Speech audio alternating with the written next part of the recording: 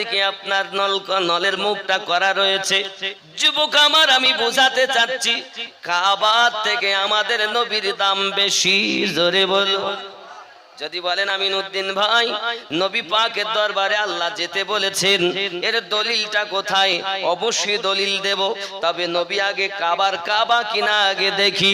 যুদ্ধের ময়দান থেকে নবী আমার ফিরে এসেছেন, আসার পরে টুকটুক টুকটুক করে খানায় কাবা ছাদের উপরে বেলাল রাদিয়াল্লাহু তাআলা আনহুকে উঠিয়ে দিয়েছেন। ওগো বেলাল, কাবা ছাদের উপরে ওঠো। যেই না বেলাল খানায় কাবা ছাদের উপরে উঠেছেন, নবী আমার বললেন, বেলাল তুমি আমার দিকে ফিরে আজান দাও। নবী অর্ডার দিয়েছেন আজান পড়ো। তাহাবশী বেলাল বলছেন, হুজুর ইতিপূর্বে আজান দিয়েছি আমি কাবার দিকে মুখ করে। জঙ্গলে থাকলেও, ময়দানে থাকলে, পাহাড়ে থাকলে নামাজের সময় হয়েছে, আপনি আজান দিতে বলেছেন, আমি আজান দিয়েছি কাবার দিকে মুখ করে। কিন্তু আজকে কাবা তো আমার পায়ের নিচে, আমি কোন দিক ফিরে আজান দেব? নবী বললেন, বেলাল তুমি আমার দিকে ফিরে আজান দাও। কেন জানো বেলাল? তুমি জেনে রেখে দাও, মহান আল্লাহ পাক যদি তোমার নবীকে সৃষ্টি না করতেন, কাবা সৃষ্টি হতো না। এই জন্য আমাদের নবী হলেন কাবার ও কাবা। সোনা মানিকেরা আমার, বড় মহাব্বতি কথা বলতে হয়। তাহলে কোরআন শরীফ থেকে আমরা প্রমাণ নেব।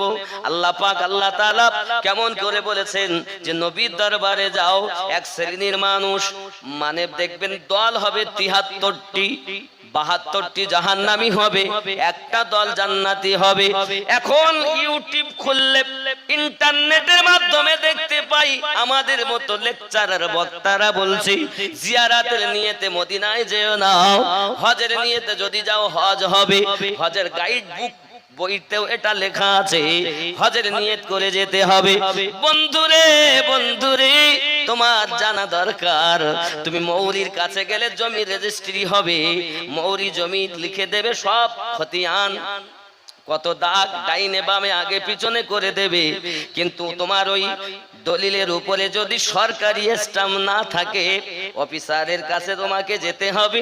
যদি না যাও, স্ট্যাম্প পড়বে না, ছবি সহ তোমার এখন নেবে, 10 আঙ্গুলের টিপ নেবে।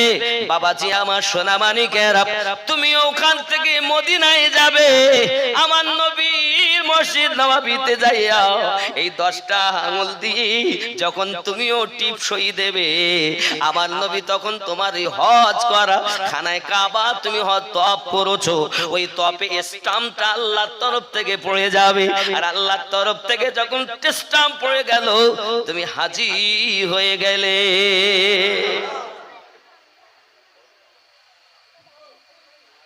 কিন্তু এক শ্রেণীর লোক মদিনায় তো যেতেই চায় না। কিন্তু বাবাজি আমার, হাজী সাহেবদের কাছে শুনে দেখুন, মদিনায় যখন যায় চোখের পানি রাখতে পারে না, রওজা দেখেন আর কাঁদে। বাবাজি সব থেকে বড় দুঃখ হয় তখন যখন হাজীদের কানে আওয়াজ আসে, আলবেদা, কালকে তোমাদের বিদায় নিতে হবে। বাবাজি আমার, ফজরের নামাজ পড়তে যায়, বাজে ওয়াক্তে মানুষ পৌঁছে গেল, 40 ওয়াক্তের নামাজ পড়তে হবে। কেউ বা 8 দিন থাকে, কেউ বা 9 দিন থাকে, 10 দিন থাকে, 12 দিনও থাকে, 14 দিনও থাকে, কমপক্ষে 8 দিন মদিনায় থাকতেই হবে, 40 ওয়াক্তের নামাজ পড়তে হবে। হে আল্লাহর বান্দা বান্দি, বারবার চলে যাও, 10টা আঙ্গুল দিয়ে আল্লাহর কাছে খানায় কাবার দিকে মুখ করে আমার নবী পাকের রওজাটাকে সামনে করি, তোমরা সেজদা দাও, তুমি 10 আঙ্গুলের ছাপ দাও, আমার নবী তোমার প্রতি খুশি হয়ে যাবে, আর স্ট্যাম্প পড়ে যাবে, তুমি নিষ্পাপ হয়ে যাবে। হাজী সাহেবদের কাছে শুনে দেখুন, একটা তওয়াফ হয়ে গেল, মানে 7 চক্কর, একটা উমরা করা হয়েছে, 7 চক্কর দিয়েছেন কাবা। তারপর মাকামে ইব্রাহিমের দিকে মুখ করে খানায় কাবা এবং ইব্রাহিম নবীর কদম, ইব্রাহিম নবীর কদম, যে কদমকে সামনে রেখে নামাজ পড়তে হয় 2 রাকাত। ঠিক না? 2 রাকাত নামাজ পড়ার পর জমজম পান করো, সাফা মারোয়া 7 বার সাই করো, মাথা নাড়া করো। মহিলা হলে অন্তত পক্ষে 1 ইঞ্চি পরিমাণ চুল কেটে দাও, 1 উমরা তোমার হয়ে গেল। সুবহানাল্লাহ। ঠিক বলছি না ভুল বলছি? 2 নাম্বার, যদি আপনি মনে করেন যে আমি উমরা করব, তাহলে আপনার জন্য আবার কাজ হলো মসজিদে আয়েশায় যেতে হবে। হাগো বাবা, মসজিদে আয়েশায় যাব কেন? এর রহস্যটা কি? কোন মৌলবীরা বলছে না, আপনারা গেছেন হজ করতে, তাও বলেছে যে ওই মসজিদে আয়েশায় যাব কেন? বলিন, শুনে রাখেন আজকে।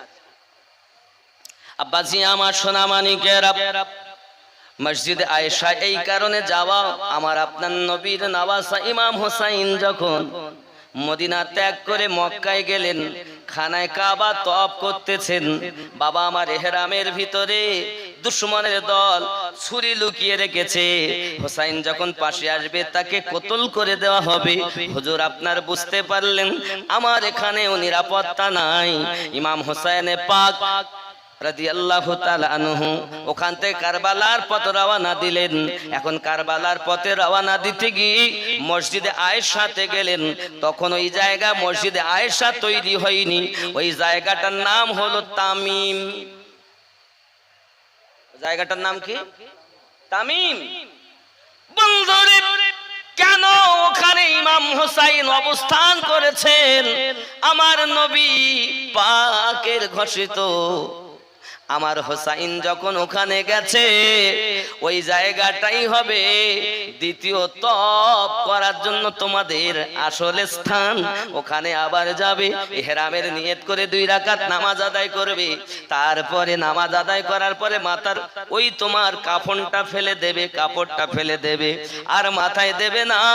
আর তুমি তাকবীর বলবে, লাব্বাইক আল্লাহুম্মা লাব্বাইক লা শারীকা লাকা লাব্বাইক ইন্নাল হামদা ওয়ান নি'মাতা লাকাল মুলক লা শারীকা লাক। এই তাকবীর তুমি মুখে বলবে আর এগিয়ে যাবে। ঠিক না? হাজী সাহেব ভুল বলছি? এই তাকবীর তো পড়তে হয়। বন্ধুরে আমার, খানায় কাবা তওয়াফ করলেন। চলেন দেখি আমরা, বাবা খানায় কাবায় হজ হয় না। খানায় কাবায় আপনি থাকলেন, যখন 8ই জিলহজ এসে গেল, এই তোমাদের গাড়ি নাম্বার এত,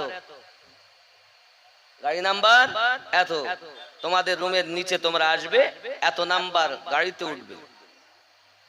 কোথায় যাচ্ছ? হজ করতে যাচ্ছি। হজেরই জন্য তো তোমাদের নিয়ে যাওয়া হবে। আল্লাহ, খানায় কাবায় হজ হবে না? না, 1 লক্ষ রাকাত সওয়াব 1 রাকাতে, সেখানে হজ হবে না? না। তাহলে মক্কার পরে দামি হলো মদিনা, 1 রাকাত 50,000, ওখানেও হজ হবে না? তাহলে না, মদিনায়ও হজ হবে না, মক্কাতেও হজ হবে না। কোথায় হবে? ফাঁকা মাঠ, আরফাতের মাঠ, মুজদালিফা যেতে হবে এবার। ঠিক কি না? হাগো, ফাঁকা মাঠ, ওখানে হজ, এখানে হজ হয় না কেন? আব্বাজি আমার সোনামানিকেরা বলছে কাবাতে হজ হবে না। কাবা তুমি যত প্রদক্ষিণ করবে, মানে যত ঘুরবে, চক্কর লাগাবে, তত তওয়াফ হবে, কিন্তু হজ নয়।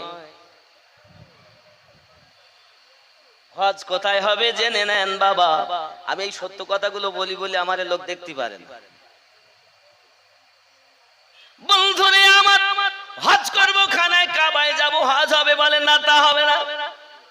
মদিনায় হজ করব, মদিনায় দামি 1 রাকাত 50,000-এর সওয়াব, এখানে 1 লক্ষ রাকাতের সওয়াব, ওখানে হজ? বলেন না।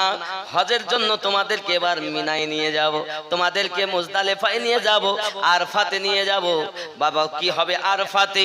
ফাঁকা মাঠে।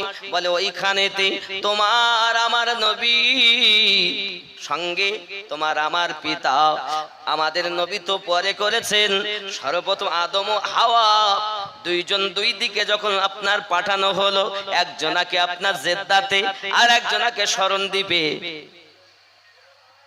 কাঁদেন কতদিন ধরে হজ করছে, দেখবেন ওখানে একটা মসজিদ আছে, মসজিদের নিমরা, আছে না? 2 রাকাত নামাজ পড়েছেন হাজী সাহেবগণ আরফাতের মাঠের ওখানে যে মসজিদটা আছে, মসজিদে নিমরা, ওই মসজিদে নামাজ আদায় করার পরে এবার দেখো একটা পাথর দেখতে পাচ্ছেন, হ্যাঁ এই পাথরের ওখানেই হযরত আদম নবীর দোয়া কবুল হয়েছে। জোরে বলেন ঠিক না ভুল বলছি না ঠিক বলছি? যাদের নিকটে যেতে পারলেন ভালো, আর লোকের চাপে যারা যেতে পারলেন না তারা যতটুকু দেখতে পেল নাকি বলেন? এখন ওখানে দোয়া চাও, কি আল্লাহর কাছে খালি দোয়া চাও, আল্লাহ যেন তোমায় মাফ করে, আল্লাহ তুমি মাফ করে দাও, আল্লাহ তুমি ক্ষমা করে দাও, আল্লাহ তুমি মাফ করে দাও। এইভাবে তো তোমার ক্ষমা হবে না। হজ বুঝাচ্ছে এবার হজ আপনাকে, জানি না গাইড বুকে আপনাদের কি বুঝিয়েছে লোকজন। শুধু আল্লাহর কাছে যদি আপনি চান আল্লাহ আমাকে মাফ করে দেন, আপনার মাফই হবে না। কেন হবে না? আদম নবীর যেভাবে মাফ হয়েছে তুমি সেইভাবে চাইলে মাফ হবে। সুবহানাল্লাহ বলেন। তাহলে আমাদের হজের হাকিকত জানা দরকার। মৌলভী সাহেবরা এখন বলছেন না হজের হাকিকত হলো এটা, খানায় কাবা থেকে আপনি এলেন, নিজের রুম থেকে বার হয়ে বাসে করে যখন আপনি আরফাতে গেলেন, আব্বাসি আমার অনেকে হেঁটেও যায়, অনেকে বাসে যায়, কিন্তু লোকের চাপ অনেক, লক্ষ লক্ষ মানুষ। আব্বা আমার এখন দেখা গেল ওইখানে যাই আপনি দোয়া চাচ্ছেন, আমাদের আদম নবীকে এইভাবে চেয়েছিলেন? না না না, 300 বছর 350 বছর কেঁদেছেন, আল্লাহ আমাকে মাফ করুন, আল্লাহ আমাকে মাফ করুন, আল্লাহ আমাকে মাফ করুন। আদম নবীর মাফ হলো না তো তোমার হবে কেমন করে? এজন্য সবার হজ হয় না, সবাই হজ করে বাড়ি আসতে পারে না, যারা বোঝে তারাই হজ করে আসে। বন্ধুরে আমার, এবার হজের হাকিকত বলছি শুনুন। আল্লাহর নবী আদম আলাইহিস সালাম যখন আপনার আরফাতের ময়দানে যে জায়গাতে হাওয়ার সঙ্গে দেখা হয়, কিভাবে দেখা হয়? উনি দোয়া চাইলেন, আল্লাহ আগে ফেরেশতা পাঠিয়ে দিলেন জিবরাইল, আদম আমার আদম ভুলে গেছে দোয়া করাও, যাও তাকে শিখিয়ে দাও। কি শিখিয়ে দেবে? আল্লাহুম্মা গফিরলি ওয়া আলিয়াও ওয়া ফাতিমাও ওয়া হাসানাও ওয়া হুসাইনাও ওয়াসিলাতে, আল্লাহ আমি আদমকে মাফ করে দাও। আল্লাহর নবী আদম আমাদের নবীর ওসিলা নিলেন, আলীর ওসিলা নিলেন, হাসান হোসেনের ওসিলা নিলেন, ফাতেমার ওসিলা নিলেন, তারপরে তার দোয়া কবুল হলো। আপনি যদি আপনার বাপের ওই অনুসরণ করে দোয়া চেয়ে থাকেন, তাহলে আপনি নিষ্পাপ হয়ে গেলেন, আপনার দোয়া কবুল হয়ে গেল। আর যদি আপনি আহলে পাককে বাদ দিলেন, আলীকে বাদ দিলেন, ফাতেমাকে বাদ দিলেন, হাসান হোসেনকে বাদ দিলেন, আল্লাহ আমায় মাফ করো, আল্লাহ আমায় মাফ করো, আপনি সন্ধ্যা হলো চলে গেলেন। কি হলো? বলে আসর আপনি বেরিয়ে পড়ে দেন, যোহর আর আসর একসঙ্গে পড়ো, আর রাস্তায় চলে যাও, যেতে যেতে মাগরিবের টাইম হলো, নামাজ পড়া যাবে না। ঠিক না? জানি না হাজী সাহেবগণ কিভাবে দোয়া চেয়েছেন, তবে এটা যারা গাইড বুক করে বা শোনে, আমি তাদের বোঝাতে চাচ্ছি, আল্লাহ যদি আপনাকে হজে নিয়ে যায় তো আপনি আপনার বাপের অনুসরণ করে চলবেন। কারণ আমরা আদমের সন্তান, আদমের দোয়া যেভাবে কবুল হয়েছে, আদম নিষ্পাপ হলেন, হাব্বা আর আদম ওই আরফাতের ময়দানে ওই পাথরের কাছে মিলন হয়ে গেল। জোরে বলে। এরপর যেতে হবে, চলো। বলছে হুজুর মাগরিবের নামাজ পড়া যাবে না? আমাদের মৌলবীরা হজ করে বলছে এক ওয়াক্ত নামাজ পড়লে না যদি পড়ো 80 হব্বা দোজখ, আর ওখানে নামাজ কাজা করাই ফরজ। কি না পড়লে দোজখ? তো এমন তো জায়গা আছে যেখানে পড়লে দোজখ। কি গো, এখানে ওয়াজ করে বলছে এক ওয়াক্ত নামাজের জন্য 80 হব্বা দোজখ, বলে দেওয়া দরকার ছিল বাবা, আবার পড়লো 80 হব্বা দোজখ, জায়গা পার্থক্য। বাড়ি থাকবে, গাড়িতে থাকবে, রাস্তায় থাকবে, তোমার নামাজ পড়তে হবে, মাপ নাই। হজে যখন যাবে, ওই হজে গেলে আরফাত থেকে এবার মুজদালিফায় মিনার দিকে যেতে হবে। এই যাওয়া পথে যোহর আসর একসঙ্গে পড়ো। বলে হুজুর আসরের টাইম হয়নি, তা পড়তে হবে? হ্যাঁ, একসাথে দুটি নামাজ পড়তে হবে না? ঠিক বলছি না ভুল বলছি? পড়েছেন তো? ওখান থেকে এবার মাগরিব কাজা, রাত 12টাতে গেলেও সেইখানে তাবুতে যেখানে যাবেন ওখানে গিয়ে পড়তে হবে। এবার কাজা করে মাগরিব পড়তে হবে, ঠিক নি? তারপরে কি? আর পাথর গোনো, পাথর খোটো, পাথর খুঁড়তে লেগেছে, খুঁটিয়ে ও সব জানে হাজী সাহেবরা। এরপরে আমি খুব গুরুত্বপূর্ণ কথাগুলো বললাম, যেগুলো স্বাভাবিকত শতকরা 99% হাজীকে বলা হয় না, তাই আমি বলে দিলাম। এখন আমার হজের মূল উদ্দেশ্য না বলা, মূল উদ্দেশ্য হলো আমার নবীর সম্মান জানানো দরকার। একটু দরুদ আল্লাহুম্মা।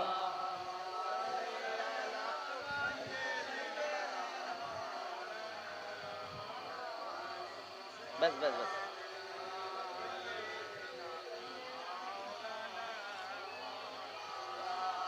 खूब मोहब्बत अल्लाहुम्मा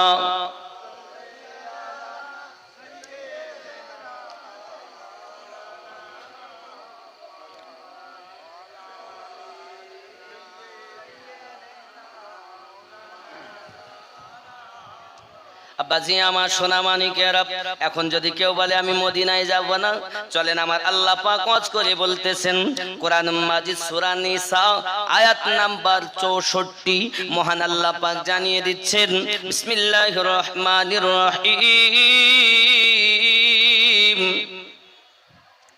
ওয়ালাউ আন্নাহুম ইয ওয়ালামু জাউকা ফাস্তাগফিরুল্লাহ ওয়াস্তাগফার লাহুমুর রাসূল লাওয়াজাদুল্লাহা তাওয়াবার রহিমা। জোরে বলুন সুবহানাল্লাহ। হে বাবাজিরা আমার, আল্লাহ পাক জানাতে যাচ্ছেন আমার বান্দা বান্দি, তোমরা যদি তোমাদের জানের প্রতি জুলুম করে ফেলো, ওয়ালাউ আন্নাহুম ইয যালামু, যদি তোমরা তোমাদের জানের প্রতি জুলুম করো, তাহলে কি করো? ওয়ালাউ আন্নাহুম ইয যালামু জাউক, তাহলে তোমরা আমার নবীর দরবারে চলে যাও। নবীর দরবারে যাইয়া কি করব? ফাস্তাগফিরুল্লাহ, আমি আল্লাহর কাছে ক্ষমা ভিক্ষা করো। আস্তাগফার লাহুমুর রাসূল, আর আমার নবী তোমাদের পক্ষ থেকে আমি আল্লাহর কাছে ক্ষমা ভিক্ষা চাইবে। লাওয়াজাদুল্লাহ তাওয়াবার রহিমা, আমি আল্লাহ পাক তোমাদের জীবনের গুনাহ maaf করে দেব, গফুরুর রহিম হয়ে যাব। তুমি বলছো নবীর দরবারে যাব না, আর আল্লাহর নবীর দরবারে তো যাবে মোহাব্বত করে যারা। হে নবীর দেশে চলো না, জিয়ারতে ওই মদিনা, স্বপ্নে আমি দেখি সোনার মদিনা। জোরে বলুন সুবহানাল্লাহ। আমার নবী নূরের ছবি, দো জাহানের নূরের নবী, সেই নবীকে দেখার তরে মন হলো মোর দিওয়ানা। স্বপ্নে আমি দেখি সোনার মদিনা, স্বপ্নে আমি দেখি সোনার মদিনা। নবীর দেশে চলো না, জিয়ারতে ওই মদিনা, স্বপ্নে আমি দেখি সোনার মদিনা। জোরে বলুন সুবহানাল্লাহ। বন্ধুরে বাবারে, নবী পাকের রওজা মুবারক আছে, হাজী সাহেব যখন আসেন চোখের পানিতে তাদের বুকটা ভেসে যায় বাবা, দাড়ি মোবারকটা ভিজে যায়। হয়তো জীবনের মতো শেষ আশা হলো, আর নবী গো তো আপনার ওসিলায় কোরআন পেয়েছি, নামাজ পেয়েছি, রোজা পেয়েছি, আর হয়তো আপনার দরবারে আসতে পারবো না। অনেক জয়ীব মানুষ আল্লাহর হাবিব রুহানি দোয়া রাখবেন, রওজা আমাদের ধরতে দিল না।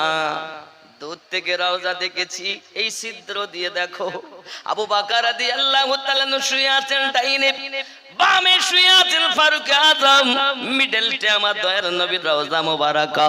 জোরে বলুন না ইয়া রাসূলুল্লাহ। হে বাবাজিরা আমার, আমাদের নবী কি মারা গেছেন না জীবিত? যারা আমার নবীর রওজায় যায় নবী কি দেখেন না? বাবাজি আমার খেয়াল করুন, আমরা দলিল থেকে নেব। এই যে আয়াত সূরা নিসা তেলাওয়াত করতেছি, এই আয়াতের ব্যাখ্যাতে লিখতেছেন বাবাজি আমার কি লেখা হচ্ছে জানেন? মদিনার একজন ব্যক্তি নিজেকে পাপী মনে করেছেন, নিজেকে গুনাহগার মনে করেছেন, নিজেকে গুনাহগার মনে করে আপনার কিনা রাসূল পাকের রওজার কাছে যাবেন। কারণ আয়াতে আল্লাহ বলেছেন আমি আল্লাহ ক্ষমা দেব। নবীর দরবারে যাও, নবী যদি আমি আল্লাহর কাছে সুপারিশ করে আমি আল্লাহ তোমায় ক্ষমা করে দেব। নিজেকে অপরাধী মনে করে এবার চললেন মদিনায়। মদিনায় যখন পৌঁছিয়েছেন আল্লাহর হাবিবের সাহাবায়ে কেরাম রিদওয়ানুল্লাহি তাআলা আলাইহিম আজমাইন জিজ্ঞাসা করেন যাকে দেখি, ওগো আল্লাহর হাবিব কোথায় আছেন? ডুকরে কেঁদে উঠেছেন, কে গো তুমি? এতদিন পরে নবীর খোঁজ লিত চোখে তুমি। ডাক দিয়া কয় কেন গো, চোখে পানি কেন? নবীর কথা জিজ্ঞাসা করি আর কাঁদো কেন? আল্লাহর হাবিবের সাহাবায়ে কেরাম কান্না শুরু করেছে। ভাই রে, কয়েকদিন হলো আমাদেরকে ইয়াতীম বানাইয়া তো জাহানের নবী মাজারে শুয়ে আছেন। আজ আপনি চাইছেন যে নবী পাকের সন্ধান নিতে। বাবা আমার সঙ্গে সঙ্গে কান্নার কারণটা যখন বলেছেন, ওই ব্যক্তি বলছেন ভাই রে, আমার মনে বড় আশা ছিল আমার নবী পাকের কাছে যাব, যাওয়ার পরে আমি ক্ষমা ভিক্ষা চাইব, আল্লাহর কাছে তওবা করব, আমার নবী আমার জন্য আল্লাহর কাছে সুপারিশ করবেন আর আল্লাহ আমাকে মাফ দেবেন। কোরআন মাজিদে সূরা নিসা আয়াত 64 তার প্রমাণ দেয়। এই জন্য আমি পাপী মনে করি আমি রাসূল পাকের কাছে এসেছি। কিন্তু আপনারা তো বলছেন নবী পর্দায় চলে গেছেন, এখন আমার উপায় কি? আল্লাহর হাবিবের সাহাবায়ে কেরাম বলেন, এই ভাইজান, নবী মরে নাই রে, নবী জীবিত। যাও যাও যাও, মাজারের কাছে যাও, তোমার মনের আরজি জানাও, আমার নবী মাজার থেকে তোমার সাহায্য করবে। এ যুবক রে, আপনি বলেন মরা নবী আর আমার নবী, আমরা আহলে সুন্নাত ওয়াল জামাতের মানুষ জানি আমাদের নবী জিন্দা নবী। একটা প্রমাণ নাই, 226টি জায়গাতে লেখা আছে। ইতিপূর্বে পুরাতন ওয়াজ শুনবেন, আমি বলেছি সেখানে 226 জায়গাতে লেখা আমার নবী মাজারে জীবিত জীবিত জীবিত। আমরা জীবিত নবীর কলেমা পড়ি, মরা নবী নয়। আমাদের বিশ্বাস, আমাদের যে আজ দক্ষিণ কোয়াপাড়ার মাটিতে আমরা নবী নবী করি, আমার নবী আমাদের ডাক শুনতেছে। এখান থেকে যদি নবী শোনেন তাহলে নিকটে গেলে কি অবস্থা? কোরআন মাজিদে সূরা নিসা আয়াত তার প্রমাণ করে। বাবা লেখা হচ্ছে তাফসীরের মধ্যে, ওই ব্যক্তি এবার আপনার কিনা মাজারের নিকটে গেলেন। এখন মাজারে যাওয়া যদি শিরক হতো, ফতোয়া হলো জিয়ারত করা শিরক বেদাত, বলছে না? যদি শিরক হতো নবী সাহাবী কেন তাকে বললেন যাও রওজার কাছে? বাবা আবার শিরকের ফতোয়া দেবে, জিয়ারতের নিয়তে যেও না। আমি বলি বাবা তোমার জানতে বুঝতে ভুল আছে। বাবা তুমি জানো না আমার নবী যখন 6 বছর বয়স, তখন আমার নবী তার আব্বার মাজার আম্মা জানা দাসীকে লইয়া জিয়ারত করতে গেছে। তুমি শিরকের ফতোয়া দাও, তোমার একটু জ্ঞান করা দরকার যে শিরকের ফতোয়া দিচ্ছি কাদের প্রতি? তাহলে কি আমাদের নবীও শিরক করেছেন? 6 বছর বয়সে তো এখনো এলান নবুয়ত এলান হয়নি। 6 বছরে আমার নবী যাচ্ছেন আব্বার রওজা জিয়ারত করতে। ফিরে আসার পথে দরুদি নবী, এ বাবা কি বলবো আমার নবীর শানের কথা। চলেন আমি খানায় রওজার কাছে ওই সাহাবীকে রেখে এসে, নবী ওই ব্যক্তিকে তাবিনকে রেখে এসেছি। বাবা উনি ওখানে থাক, চলেন একটুখানি আমার নবীকে নিয়ে ঘুরে আসি। তাই আপনার তায়েবা নগর থেকে নবী ঘুরে এসে এবার ইয়াসরিব দেশে নবী যাচ্ছেন, মানে নবী পাকের নানার লয়ে যাচ্ছেন মদিনায়। জন্ম হলো মক্কায়। কোথায় নবীর বাসা? ঠিক খানায় কাবা, তারপরে আপনার মাকাম ইব্রাহিম, তারপরে আবে জামজামের নলকূপ। আব্বাজি আমার ওখানে নল লাগানো আছে। এরপরে সাফা মারোয়া, সাফা মারোয়ার পরে আপনার কিনা সাফা এবং মারোয়ার অপোজিটে হাম্মাম খানা, যেটা আবু জাহেলের বাড়ি ছিল, সেটা হলো এখন পায়খানা পেশাবের ঘর। হাজী সাহেবদের কাছে শুনে দেখেন, হাগিলেও নাকি পাওয়া যায়। সুবহানাল্লাহ। আজ পর্যন্ত কেউ বলেছে কোড়াপাড়ার মাটিতে কেউ যদি পায়খানা করে তো নেকি পাবে? বলেছে? কিন্তু আবু জাহেলের ভিটা হাম্মাম খানা, যেটা পায়খানা করলে নেকি পাওয়া যাবে, পেশাব করলে নেকি পাওয়া যাবে। কারণ এত বড় দুশমন জগতে দ্বিতীয় নাই। আমার নবীর সঙ্গে বিয়াদবি করেছে রে বাবা। ঠিক ওই হাম্মাম খানার অপোজিটে এখন সেটা হলুদ রঙের ঘর, লাইব্রেরিতে পরিণত করেছে। এটাই হলো আমার নবীজির জন্মভূম। জোরে বলুন ইয়া রাসূলুল্লাহ। বন্ধুরে আমার কথা মিলছে তো সব নাকি? একদম মিলছে। হাজী সাহেবদের তো আমি যখন বলছি একদম চোখে ভেসে উঠছে। এক তো চোখে দেখে এসেছেন, আর সেখানে চলে এসেছেন। আমার কথার সঙ্গে হাজী সাহেবরা বুঝতে পারছেন যে বাস্তব, আমি কি মিথ্যা বলছি? বন্ধুরে আমার এটাই এখন লাইব্রেরিতে পরিণত আমার নবী পাকের রওজা মোবারকা। এখন আসুন, নবী পাক মদিনা মুনাওয়ারায় সর্বপ্রথম আসছেন 6 বছর আপনার কিনা বয়সে আম্মা জানের সঙ্গে দাসী সুয়াইবাকে সাথে করে নিয়ে যখন আপনার চলে আসতেছে। এ সোনা মানিকেরা আমার খেয়াল করুন, আস্তে আস্তে আস্তে আস্তে দাসী উম্মে আয়মান, লা হাওলা ওয়ালা কুওয়াতা ইল্লা বিল্লাহ, দাসী সুয়াইবা বলে ফেলেছি, দাসী সুয়াইবা নয়, দাসী উম্মে আয়মান। সুবহানাল্লাহ। এজন্য একটা ভুল হয়ে গেছে, আস্তাগফিরুল্লাহ রাব্বি মিন কুল্লি যামবি ওয়া তুবু ইলাই। কারণ একটা নাম ভুল হলে কিয়ামতে আমার আগুনের কাচি দিয়ে জিহ্বা কাটবে। কথা বুঝছেন? হতেই পারে, মিস্টেক হতেই পারে, মানুষ ভুলের ঊর্ধ্বে নয়। তো দাসীর নাম কি? নবী পাক আছেন আর আম্মা জান আছে, আর দাসীর নাম কি? দাসী উম্মে আয়মান। সুবহানাল্লাহ বলেন। হে বন্ধুরে আমার, মদিনায় যখন পৌঁছালেন নবী আম্মা জানের সঙ্গে, মদিনায় আগে থেকে খবর পৌঁছে যায়। এই মদিনায় যাওয়ার পথে অনেক ঘটনা ঘটে রে বাবা। মদিনায় যাওয়ার পথে ঘটনা ঘটে। খাজা আব্দুল মুত্তালিব বৌমাকে বিদায় দিতে গিয়ে কেঁদেই ফেলেছিলেন বাবা। আজকের যুগে কোড়াপাড়ার মাটিতে শ্বশুর শাশুড়িকে ভাত দিতে চায় না বৌমারা। আমি আমার মায়েদেরকে একটুখানি উপমা দিয়ে যাই, বুঝিয়ে যাই, মা তোমরা আজকে ওয়াজ নসিহত শুনতেছো, শুনে নাও। আমার নবী দিবস যখন নবীজির নবী দিবস পালন করতেছো, আমার নবী পাকের আম্মা জানের একটু জীবনীটা দেখো। আমার নবী পাকের আম্মা ছেলের কান্না সহ্য হয় না, আব্বাকে খেতে দিয়েছেন আর বলতেছেন, ওগো আমার শ্বশুর আব্বাজি, আমার মনে বড় আশা ছেলেকে নিয়ে একটু আমার বাপের লয় ইয়াশরিফ দেশ, এখনো মদিনা হয়নি, দেশটার নাম হলো ইয়াশরিফে যাব। আপনি যদি ইজাজত দেন তাহলে যাই, আর আপনি যদি না দেন তাহলে যাব না। হযরত আব্দুল মুত্তালিব খাবার খেতে খেতে চোখ দিয়ে টপ টপ করে পানি ঝরতে আরম্ভ করেছে। আব্বুজি, আপনি যদি না যেতে দিতে চান আমি না যাব না, তবে কিসের জন্য আপনি কাঁদতেছেন একবার কি খুলে বলবেন? খাজা আব্দুল মুত্তালিব বলছেন, বৌমা, আমার এই বংশের ভিতরে যে গুরুত্বপূর্ণ যাকে পাঠিয়েছি ফিরে আর আমার কাছে আসেনি। এই বৌমা, এই বংশের ভিতরে অনেকেই ছিল খুব গৌরবমণ্ডিত, খুব নামশালী, প্রভাবশালী। তবে শুনে রেখে দাও, একজনের নাম ছিল হযরতে হাসিম, সেও গিয়েছে ব্যবসা করতে আর সামদেশ থেকে ফিরে আসেনি।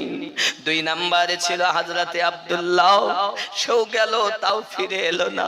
আব্দুল্লাহর পরে তুমি আমার আদরের বৌমা, তুমি যেই যাওয়ার কথা বলেছো, আর আমার ওই হাসিমের কথা মনে পড়ে যায়, আব্দুল্লাহর কথা মনে পড়ে যায় রে বৌমা, আমার মনটা চায় না তোমাকে যেতে দিতে।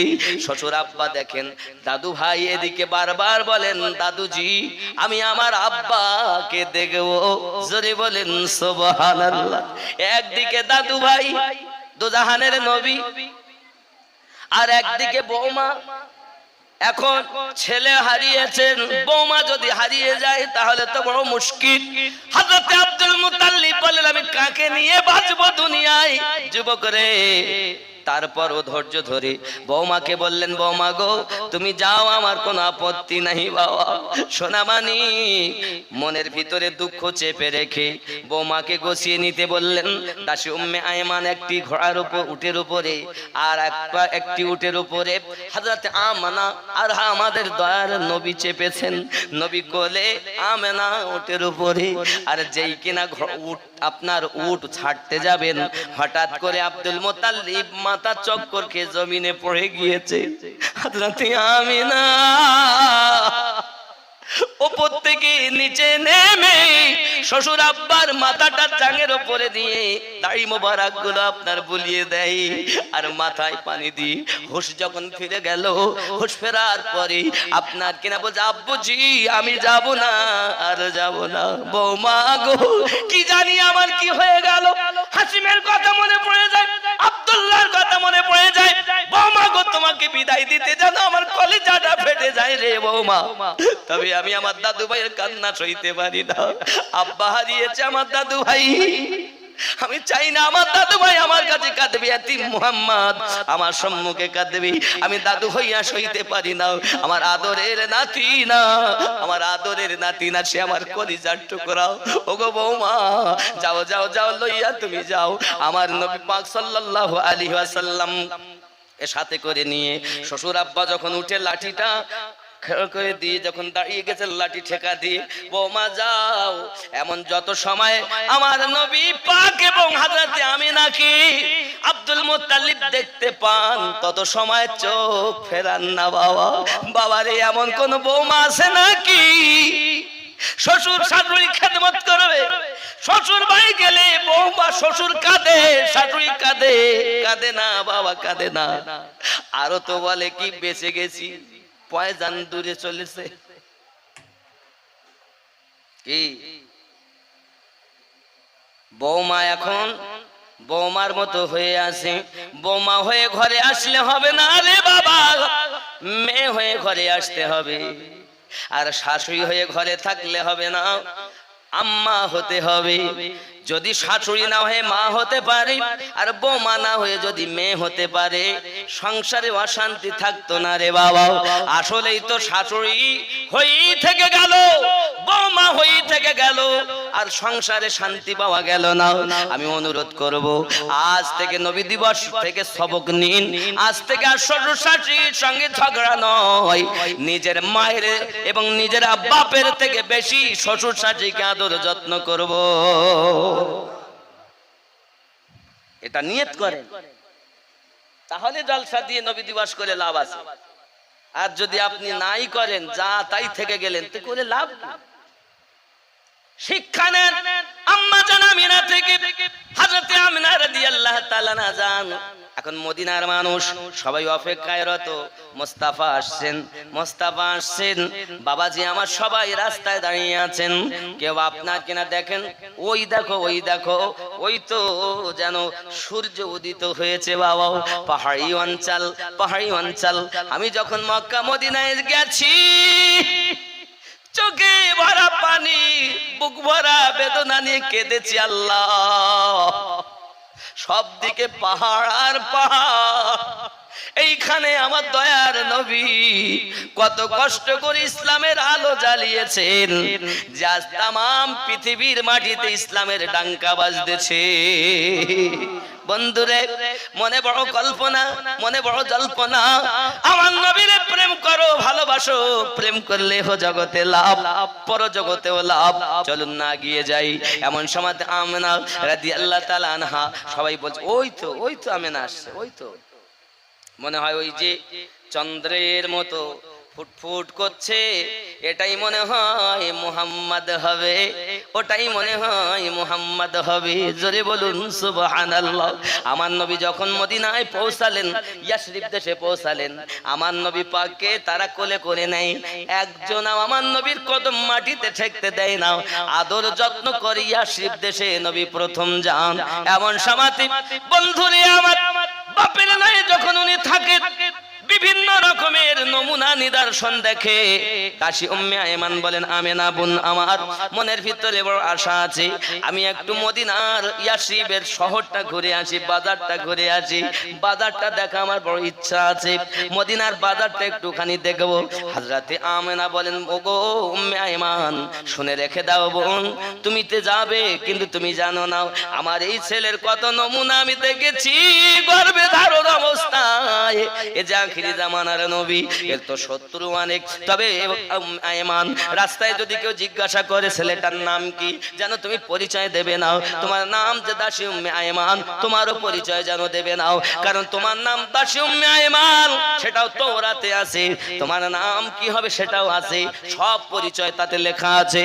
খবরদার যেন কাউকে বলবে না, কারণ রাস্তার মাঝে অনেক রাহিব দেখতে পাবে, যারা আমার নবীকে দেখলেই নবীর জানি দুশমন হয়ে যাবে।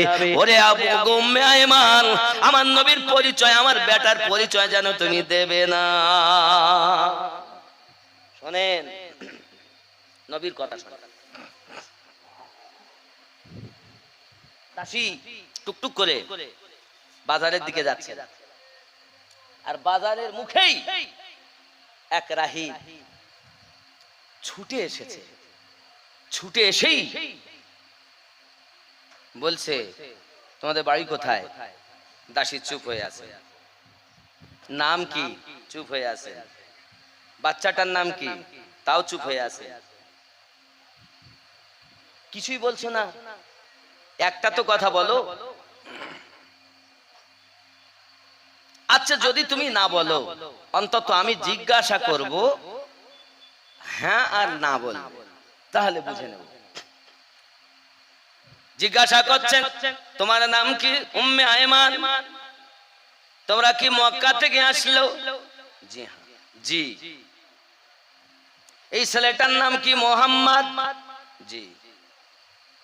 আশ্চর্য। এই ছেলেটার মায়ের নাম কি? আমিনা।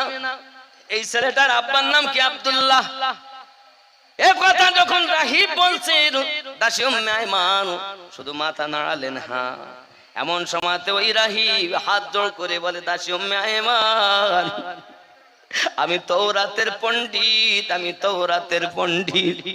তাওরাত কিতাবে লেখা আছে, এই ছেলেটার নাক নকশার কথা, ওই ছেলেটার আব্বার কথা, ওই ছেলেটার দাদুর কথা, এই মুহাম্মাদের মায়ের কথা, ওই ছেলেটা সর্বপ্রথম এই মদিনা শহরে দাসী উম্মে আয়মানের সঙ্গে আসবে, সেটাও তাওরাতে লেখা আছে। হাত জোড় করে অনুরোধ করি রে দাসী উম্মে আয়মান, বাজারের ভিতরে যেও না, অনেক দুশমন রাস্তায় দাঁড়িয়ে আছে, বসে আছে, মুহাম্মাদকে পেলে তারা ছাড়বে না। যাও দাসী, ফিরে যাও, আমার অনুরোধ করি, তোমায় হাত দুটো ধরে বলি। দাসী উম্মে আয়মান বলে, মনে বড় আশা ছিল যাব মদিনা শহর দেখব, কিন্তু মদিনা শহর দেখতে পারলাম না, আমার নবীকে নিয়ে ফিরে চলে যান। হযরতে আমেনা বলেন, উম্মে আয়মান খবর কি? ডাক দিয়ে বলতেছেন, ওগো আমেনা, গিয়েও যেতে পারলাম না। কেন ডাক দিচ্ছেন? এই কারণে যে আমি গিয়েও যেতে পারি নাই, তার একমাত্র কারণ অনেক দুশমন নাকি পথে বসে আছে, দাঁড়িয়ে আছে, তারা তাওরাতের পণ্ডিত। ওগো বোন আমিনা, আমি নিজেও তো আগে জানতাম না, আমি দাসী উম্মে আয়মান, আমার নামটাও যে তাওরাতে লেখা আছে আমি জানি না, এই ছেলে যে আখিরি জামানার নবী আমি তাও জানতাম না।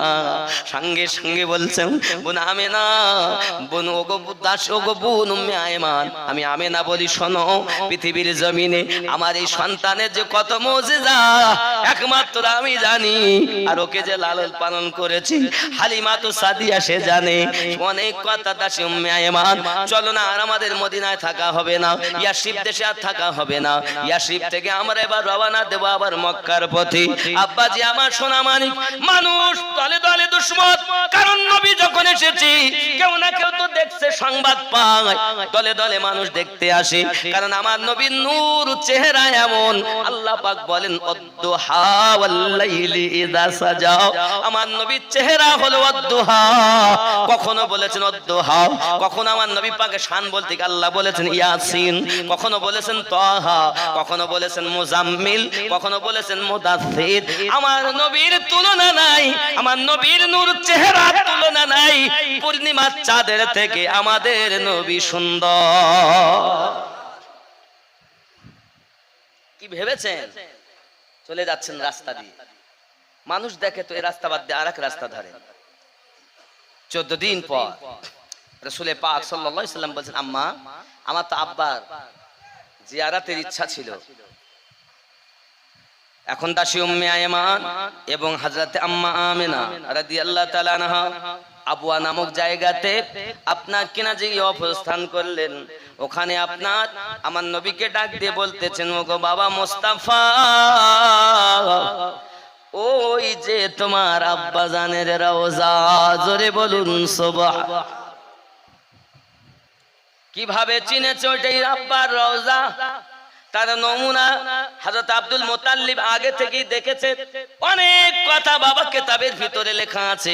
যদি আমি বনি হাশিমের কথা বলতাম বা আব্দুল্লাহর ইন্তেকালের কথা বলতাম, তাহলে রওজার প্রোটেস্টটা ওইখানে আপনারা পেয়ে যেতেন।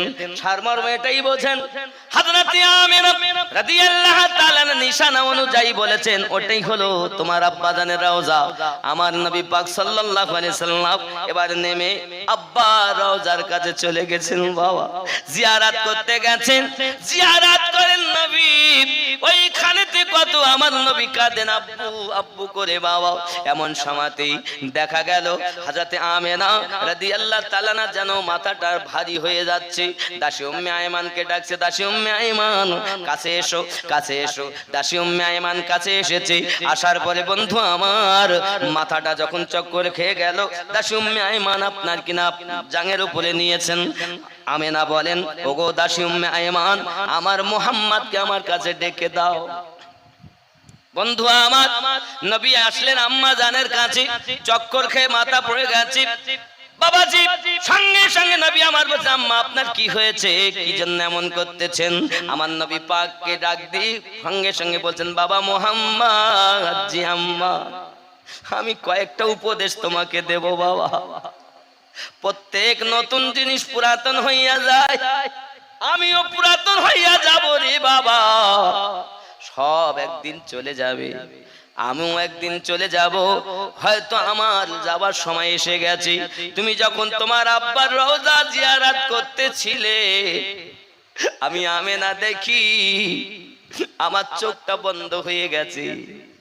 আর তোমার আব্বা হাত ছাউনি দিয়ে আমাকে ডাক দিয়েছে মুহাম্মদ। কিতাবের মধ্যে এসেছে, যদি কোন ইন্তিকাল করা ব্যক্তি কাউকে যদি স্বপ্নের মাধ্যমে ডাক দেয়, তাহলে এটা মৃত্যুর লক্ষণ। এ মুহাম্মদ, আমার মুস্তাফা, আমার কলিজার টুকরা বাবা, আমি তোমাকে উপদেশ দেই, তোমার আব্বা যখন আমার হাত ছাউনি দিয়েছে, আমি আর বাঁচবো না, আমি হয়তো এখানেই মারা যাব। তবে আমি তোমাকে বলি বাবা, তুমি যখন মদিনা মক্কায় চলে যাবে, তোমার দাদুর সঙ্গে সমস্ত ঘটনা খুলে খুলে বলবে, আমার কথা বলবে। আর তোমাকে একটা উপদেশ দেই বাবা, তুমি যেন কোনোদিন খেলতে যাবে না বাবা, খেলা করতে যাবে না, খেলা করতে যাবে না। বলো কারণ কি? খেলা করতে যেতে নিষেধ করলেন কেন? কারণ খেলার সময় হলে বাচ্চারা একত্রিত হয়, খেলা করে। সন্ধ্যার একটু আগে আপন আপন পিতা এসে বাচ্চা নিয়ে যায়।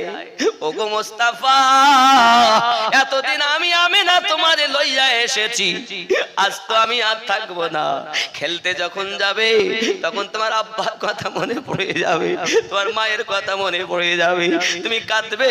তুমি আমিনা সইতে পারবো না রে বাবা, আমাকে কথা দাও যেন তুমি কোনোদিন খেলতে যাবে না। আল্লাহ তোমাকে খেলার জন্য তৈরি করিনি মুহাম্মদ, আল্লাহ তোমাকে এই দুনিয়ায় নূরের আলো জ্বালানোর জন্য পাঠিয়েছে। কিতাব প্রমাণ করে বন্ধু। হযরতে আমিনা রাদিয়াল্লাহু তাআলা আনহা আমার শিশু নবীকে নিয়ে উপদেশ দিতেই থাকেন। দাদুকে যাইয়া সালাম দেবে, আমার ঘটনাটা বলবে, আর তোমার দাদুর কাছেই থাকবে বাবা। এটা হলো আমার অনুরোধ। তোমার দাদু যদি কোনো কথা বলে, কারো কাছে দায়িত্ব দেয়, তার কাছে যাবে। আর শুনে রেখে দাও, আমার পরে দাসী উম্মে আইমানকে ডেকে বলছেন, দাসী উম্মে আইমান রে, আমি চলে যাব, আজ থেকে আমার মুহাম্মাদের মায়ের মতো হবে তুমি। উম্মে আইমান কথা দেয়, আবু না আমি মায়ের মতো দেখবো, তার ছায়া হয়ে থাকবো পাশে, কোন সময় কোনো অসুবিধা হতে দেব না। এ কথা বলতে বলতে হযরতে আমেনা রাদিয়াল্লাহু তাআলা আনহা ইন্না লিল্লাহি ওয়া ইন্না ইলাইহি রাজিউন পড়ে দিয়েছেন। নবী আমার কান্না শুরু করে দিয়েছেন মায়ের পাশে। সেটাই বলা হচ্ছে, শিশু নবী মায়ের পাশে বসে বসে কাঁদে রে, আর শের পায়া হিলে রে। নূরের নবী মায়ের পাশে বসে বসে কাঁদে রে, আর শের পায়া হিলে রে। বাড়ি গিয়ে কাকে আমি ডাকিব, দয়াল আম্মা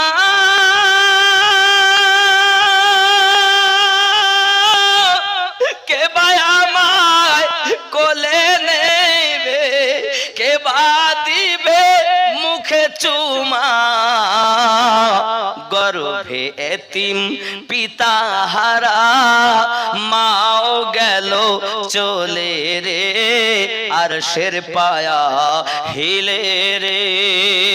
দয়ার নবী মায়ের পাশে বসে বসে কাঁদে রে, আর শের পায়া হিলে রে। আব্বাজি আমার, শিশু রাসূল আমার এত শিশু বেলাতে, ছোট্ট বেলায় 6 বছর বয়সে আম্মা হারিয়েছেন, আব্বা 6 মাস পেটে থাকাকালীন হারিয়ে ফেলেছেন। এতিম নবী কাঁদেন, দাসী উম্মে আইমান তাকে সান্ত্বনা দেয়। আব্বাজি আমার, ইয়াসরিব দেশে সংবাদ যায়, ওখান থেকে কিছু মানুষ আসে, আসার পরে ঠিক পিতার অপোজিটে হযরত আম্মা আমেনা দাফন করে চলে আসেন। হে যুবক, আমার আপনার নবী এইদিকে দাদু আব্দুল মুতাল্লিব যাকে দেখতে পায়, কোন কাফেলা দেখতে পায়, তাকে শুধুই জিজ্ঞাসা করে, আমার বৌমাকে আসতে দেখেছো, আমার বৌমাকে আসতে দেখেছো, আমেনাকে আসতে দেখেছো। সকালবেলা উঠে দাঁড়িয়ে যায় রাস্তায়, সন্ধ্যা না হলে বাড়ি যায় না, কখন আমার বৌমাকে দেখতে পাবো। শ্বশুরে কত ভালোবেসেছে বৌমা, আজকের এই জলসা থেকে আমার মায়েরা সব সবক নিন। শ্বশুরকে কত ভালোবেসেছেন, শ্বশুরের রাস্তায় দাঁড়িয়ে থাকে, কখন আসবে আমার বৌমা আমেনা, আমার দাদু ভাইকে নিয়ে কখন আসবে। প্রতিদিন দেখি অনেকদিন হয়ে গেল, কেউ পরিচয় দিতে পারে না। হঠাৎ করে খাজা আব্দুল মুতাল্লিব দেখতেছেন ফিরে আসতেছে এক দুটি উটের উপরে। এ বাবা, একটা উট খালি, আর একটা উটের উপরে দাসী উম্মে আইমানের কোলে আমার নবী বসে আছে। যুবক, দাসী উম্মে আইমান এবং আমার দরদি নবীকে দেখে আব্দুল মুতাল্লিবের কলিজা যেমন ঠান্ডা হয় দাদু পাইয়া, কিন্তু বৌমা ঘোড়া উটের উপরে নাই দেখে বেশি কলিজা না যেন ফেটে যায়। হযরত আব্দুল মুতাল্লিবের কাছে আমার দরদি নবী যখন গেছেন, ফুপিয়ে ফুপিয়ে কাঁদতেছেন আর বলছেন, দাদু আব্বাকে দেখতে গেলাম, জিয়ারত করতে গেলাম, আর আমার আম্মা জানকে চিরজীবনের মতো রেখে আসলাম, দাদু আনতে পারিনি। হে যুবক, আমার দরদি নবীর সাহারা সেই সময়তে খাজা আব্দুল মুতাল্লিব হয়েছেন, পৃথিবীর কোন মানুষ হয়নি রে বন্ধু। আমার নবী, দয়ার নবী হাবিবুল্লাহ সাল্লাল্লাহু আলাইহি ওয়াসাল্লাম, এতিম নবী, মাহারা বাফারা নবী, পৃথিবীর মাটিতে জীবন যাপন করতেছেন অতি কষ্ট করে। বাবা, আমার নবীকে তোমরা চিনতে পারো না, চলো না এগিয়ে যাই। হযরত আব্দুল মুত্তালিব সব সংবাদ শুনেছেন, অনেক দিল থেকে দোয়া দিয়েছেন। বাবা, যখন আমার নবীর বয়স 8 বছর হয়ে যায়, তখন দাদা আব্দুল মুত্তালিব বিদায় নেওয়ার আগে আবু তালিবকে ডেকে বলেন, আবু তালিব, আমার আব্দুল্লাহ গেছে, আমার আমেনা গেছে, আমি সাহারা ছিলাম আমার মোহাম্মদের, এই মোহাম্মদ আমার পাশে আছে। আয় আবু তালিব, আজ থেকে আমি তোমাকে দায়িত্ব দিয়ে যাচ্ছি, আমার মোহাম্মদের দেখভাল তুমি করবে, সাহারার মতো থাকবে, পাশে ছায়ার মতো থাকবে, কোনো অসুবিধা যেন হতে দেবে না। চিৎকার মেরে বলুন না ইয়া রাসূলুল্লাহ। বন্ধুরে, অনেক কথা এখনো আবু তালিব রাদিয়াল্লাহু তাআলা আনহু আপনার কিনা সন্তান জন্ম নেয়নি। আমার নবী থেকে 10 বছরের ছোট হযরত আলী, নবী থেকে 10 বছরের ছোট। আমার নবী তো কেবল 8 বছরে দাদা হারাচ্ছেন, আর সেই সময়তে আমার নবী পাক সাল্লাল্লাহু আলাইহি সাল্লামের